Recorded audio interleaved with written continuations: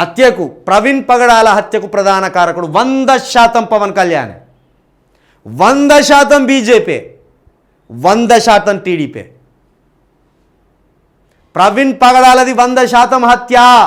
మొన్న వీడియో వచ్చింది, లారీ అడ్డం పెట్టి ఒక 8 మంది, ఏడుగురు కట్టెలతోటి కొడుతూ ఆయనను తన్నుతూ చంపేసిండ్లు. ఆయనను చంపిన తర్వాత కట్టుకథ తల్లిండు. ఒక సూపర్ క్రైమ్ థ్రిల్లర్ను మించిన కథ అల్లిండ్లు. నేను పవన్ కళ్యాణ్ ఎందుకు చూపెడుతున్నా అంటే, ఇది చర్చిలో బైబుల్ పట్టుకొని కూర్చున్నాడు. బ్యాప్టిజం తీసుకున్నా అని చెప్పిండు. నా పిల్లలు బ్యాప్టిజం తీసుకున్నారని చెప్పిండు.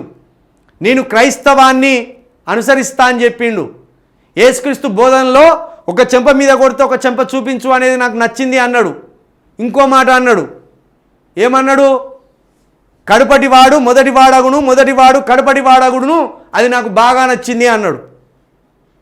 అంటే ఎనుకున్నోడు ముందరికి అత్తడు, ఏదో ఒక రోజు ముందట ఉన్నోడు వెనకపోతాడు అని చెప్పిండు. ఇంకోటి అన్నాడు, తనను తాను తగ్గించుకున్నవాడు హెచ్చించబడును. ఎవడైతే తనను తాను తగ్గించుకుంటాడో వాడు హెచ్చించబడతాడు అని మంచి సిద్ధాంతాలన్నీ చెప్పుకుంటూ వచ్చిండు బైబిల్లోని. కానీ ఏం చేసిండు?